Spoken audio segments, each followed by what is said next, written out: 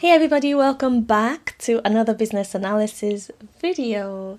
In today's video, I will be sharing with you on screen, sharing my screen to show you the as-is, pain points and to-be processes that have been captured as part of our CRM projects, the live CRM project that we have been working on. So the last many videos within this series has covered the business analysis approach to a live project, the A to Z roadmap to get the job done as a business analyst, right? So you have been brought on to this organization, to any organization as a business analyst, and you have been tasked to perform business analysis on a particular project. For our project, we are looking at decommissioning an old CRM system due to the cost, due to manual intervention, due to lack of efficiency within the system and various other issues that are experienced. But the main reason why we are moving from this or decommissioning the old CRM system is the cost. It costs a lot of money for the organization to run, and as much as it costs that much money, we are not able to really justify the spend because of all the issues that are experienced within the system.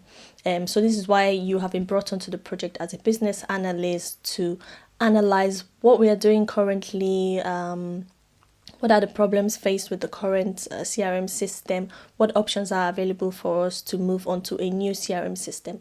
But there's also a time factor to be considered in this project. We are decommissioning the system, say by the end of the year, because it's costing us a lot of money, and by the start of next year, our contract will renew.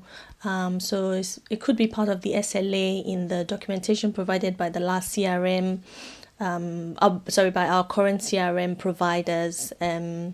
So we want to avoid that rolling over to the next year, so we don't continuously have to pay that high price and continuously suffer the issues that we're experiencing. So to cut everything short and stop going on and on, please watch the series to get up to date about what the project is delivering and the approach that you are adopting as a business analyst onto the project.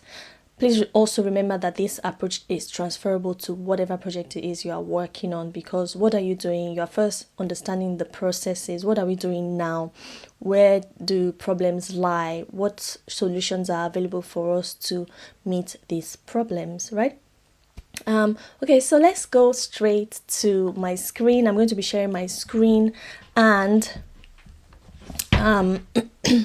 showing you the as-is, which is obviously what we did at the start of the BA approach, in exploring, in discovering the project, discovering the problem, situation investigation and problem analysis. How do you do this? You are talking to your stakeholders, you are understanding what do they do in the system, what are their activities, what are their day-to-day activities, right?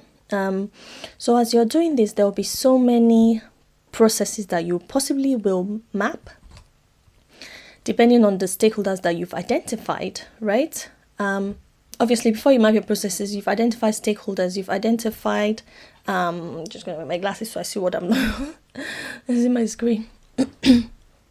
So you've identified all the stakeholders and the various areas that they work in, what their functions are, what the departments are, right?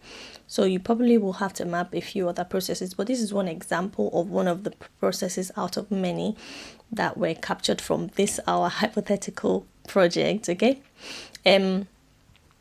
So let's look at the insurance policy purchase process, right? The actors identified on this process include the sales team. The sales team will do something in CRM. They need to put details, right, of maybe new clients onto CRM and send those details to underwriter. Maybe there's a claim, right, or there's a new purchase. For the purpose of of today's video, we're only looking at the purchase process. Okay, so what happens here? There are multiple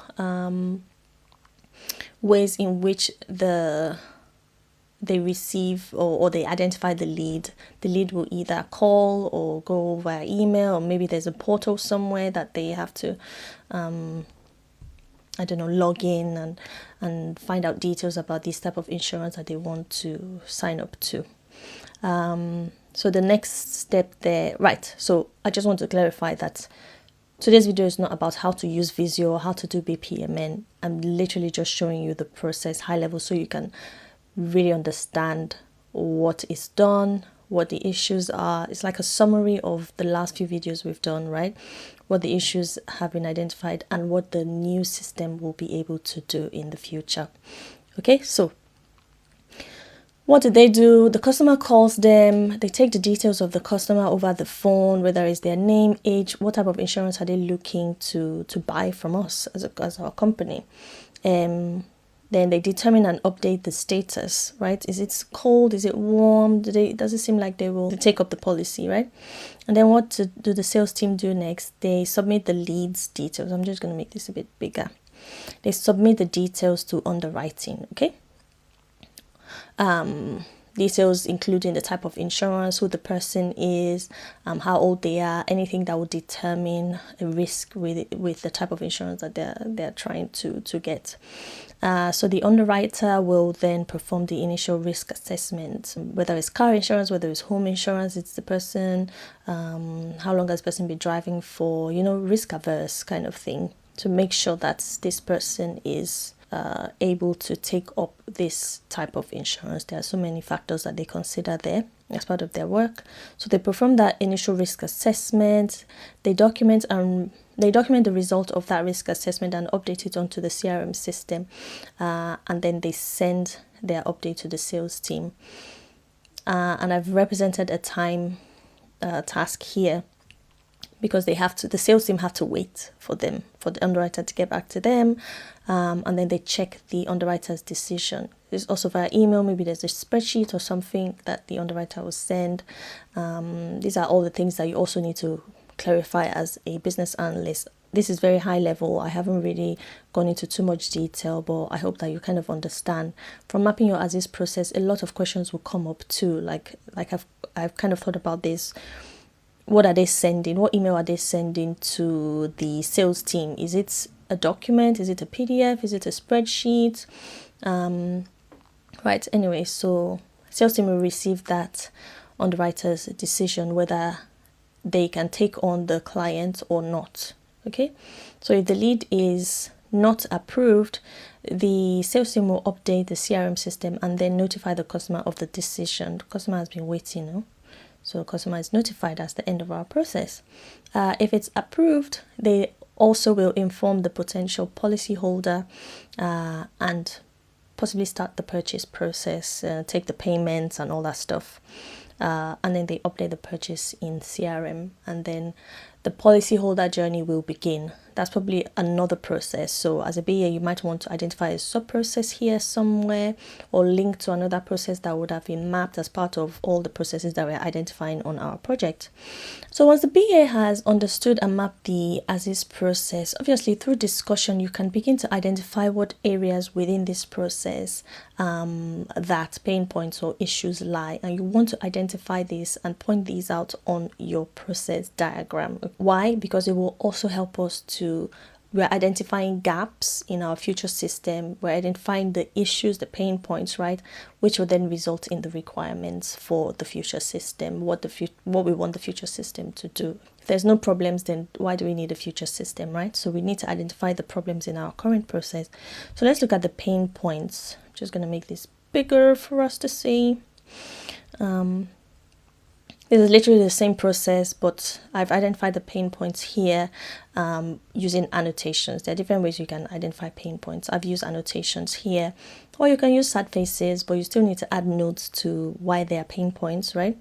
So at the first activity where they collect and enter the lead information into CRM, they could be entering the wrong details because they're literally on the phone and taking the customer details. They could have spelling mistakes, right? And other type of errors, okay? So they could have that incomplete or incorrect data, which can lead to errors in the underwriting process when they're doing their risk analysis and all that, as well as communication issues with the lead, with the person that you're talking to on the phone. I've kind of identified a gap here. We need to know that the fields that we're completing in our current CRM system are available in the new CRM system. Are they going to be the same? Are we able to change them, update them so that it matches what fields we are currently entering into our current system? So this is just a gap. You don't necessarily need to identify it at this point because you're looking at pain points. But as you're looking at pain points, gaps will also be uncovered. So you can also identify gaps at the stage that you're identifying your pain points. And I've just identified one gap. I'm sure there are lots of others that we can identify, but just for the purpose of this video, let's just look at the pain points, okay?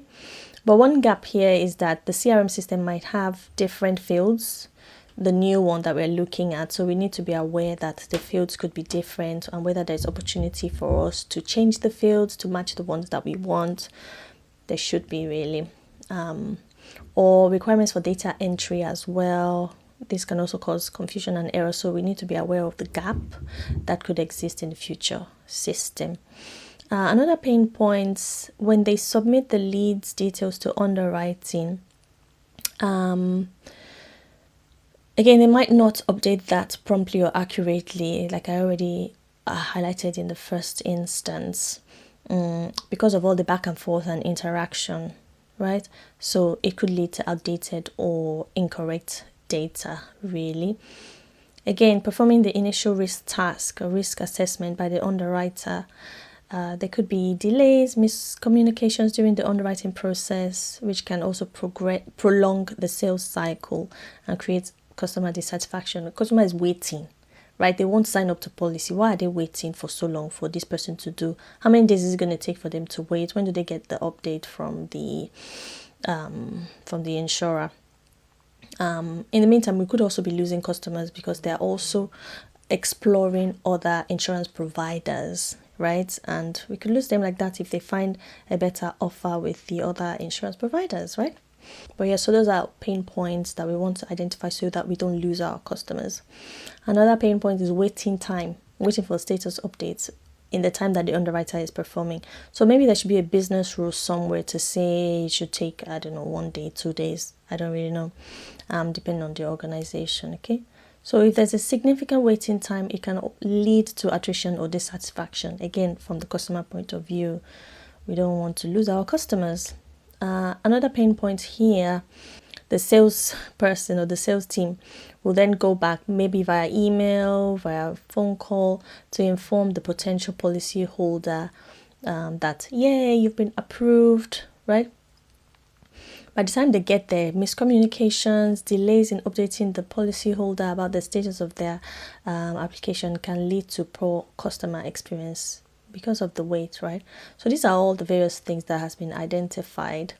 So a lot of that within sales team, it's just errors. You can have errors because they are manually typing and updating these things, as well as the waiting time.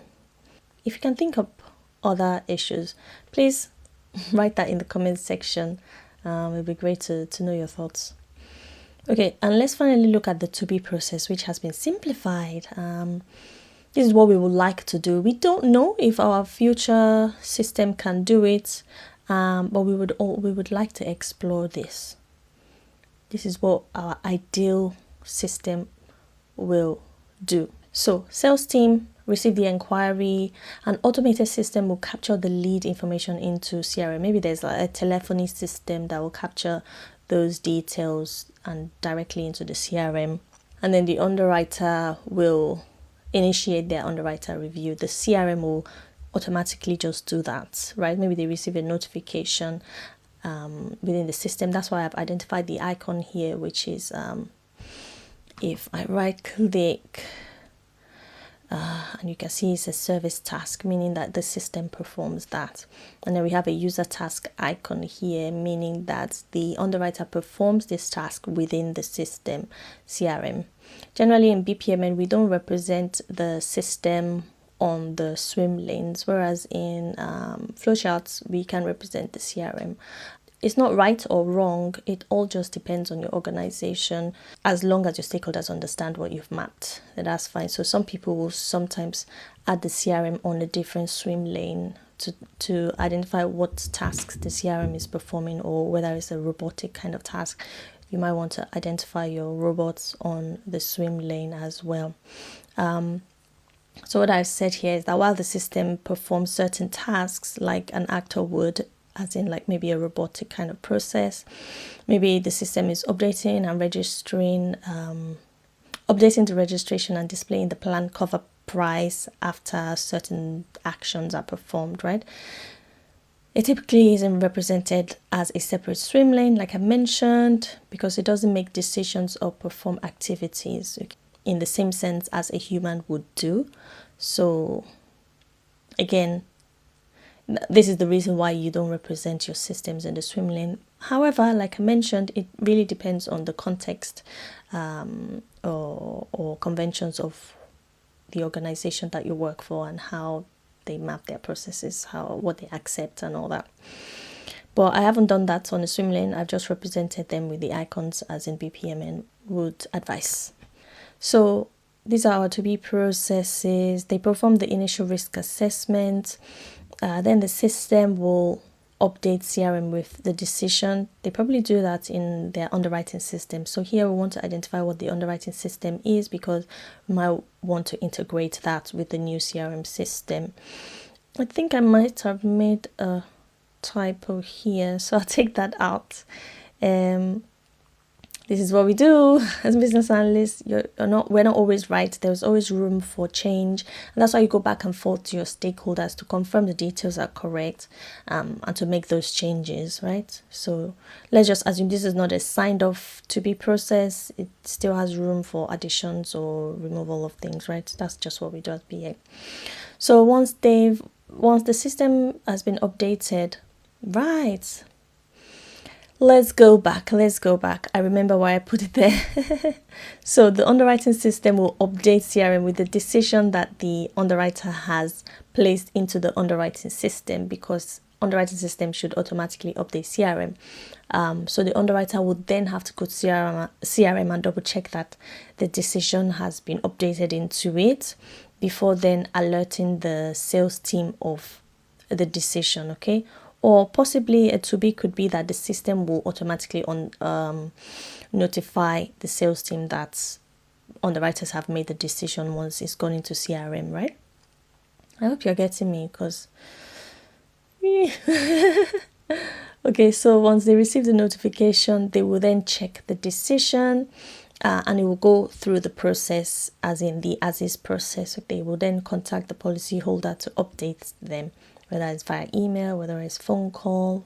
So I've highlighted here that the CRM will help to standardize the sales team's communication with potential policyholder, right? The system is doing that to help the sales team. So I think I should have moved that on the sales swim lane. Sales swim lane. Just tidy up a little bit.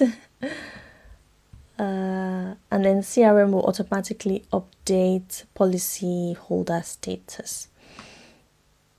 I think I moved this here as well. Yeah, because the sales team continues the process from once they've received the alert. Any automated tasks are triggered, whether the policy is created, maybe the policy holder will possibly receive a link to create an account so that they can access a portal, whatever it is for the process. Like I mentioned, there are different processes in this project, right? But for the purpose of our video, this is all I wanted to share with you our as-is process, looking at what's currently done, all the waiting times, the approval process or the approval steps within the process, the issues that we experience in the as-is process, and our to-be process, what we want the system to do in the future. In a previous video, I showed you guys the user stories, right? So this is how your user stories will come about as well from creating your to-be process. You can then start to capture those user stories as much as you're also capturing them from discussions with stakeholders. You can find the areas within the to-be process where those user stories fit, right? So as much as we've covered this series, over the videos that you've watched, you can see that I was sharing my screen on my script really of the steps and the approach that we do as BAs. If you'd like to have access to that, I've created it as an ebook which really describes everything that we've performed on the CRM project in more detail, because as you could have seen in the share screen that I was doing of that document, there are certain areas that I didn't particularly cover, so you might want to look at the further details within the project. So I've created that ebook. If you're interested in accessing and downloading that, click the link in the description box where you can access the ebook. So that's the end of our project series, the A to Z to the BA approach, the A to Z roadmap to what the business analyst does on projects. I hope you've enjoyed this series. It's been so interesting. It's been a pleasure creating it, and yes, it's been a pleasure sharing that knowledge with you, and I hope you kind of can visualize the sort of things that we do as business analysts on projects. Thank you so much for all your comments. Feel free to make suggestions and let me know what ideas or videos you think I should create going forward. It will really help and keep me motivated to create more videos that are effective for your learning. So yes, thank you for watching. As always, please don't forget to like, subscribe, hit the notification bell so that you're updated whenever I upload videos. Till I see you in my next one. Peace.